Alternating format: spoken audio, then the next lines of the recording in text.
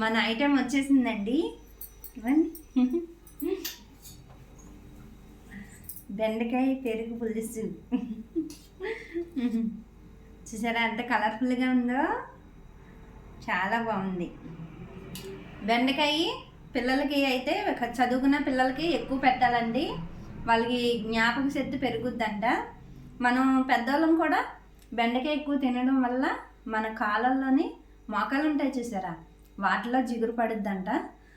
Body కూడా కొంచెం జిగురు మనకి సాయం చేస్తుందంట. తొందరగా కాళ్ళ నొప్పులు చేతుల నొప్పులు అయితే రావంటండి. అందుకని కంపల్సరీగా అందరూ బెండకాయ తినాలి. ఇంకో విషయం అండి, మోసనం కూడా ఫ్రీ అవుద్దంటండి. ఎందుకంటే ఇది జిగురు ఉంటుంది కదండి, దానివలన పేగుల్లోని ఏమైనా బ్యాడ్ అదే చెత్త చెదారం ఉంటాయి కదా, అవి ఏమైనా ఉన్నా లాక్కొస్తుందంట బయటికి. పేగులు కూడా క్లీన్ పడతాయంటండి. అందుకని కంపల్సరీగా బెండకాయ అందరూ తినొచ్చు. ఈ పెరుగును చూసారా, ఇదైతే మన బాడీకి చాలా సాయం చేస్తుంది. ఈ ఎండలు ఎలా మండిపోతున్నాయండి, అందుకని ఇలాంటివి ట్రై చేసుకుంటే మన బాడీ కూడా చల్లగా ఉంటుంది, ఆరోగ్యంగా ఉంటాము.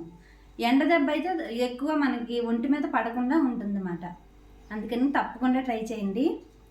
ఇదిగోండి టేస్ట్ చేస్తానే,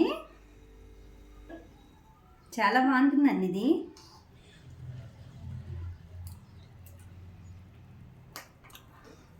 సూపర్ ఉందండి, నిజం చాలా బాగుంది. ఒకసారి మీరు ట్రై చేసి నాకు కామెంట్ చేయండి. ఉంటాను నేను మరి, బాయ్.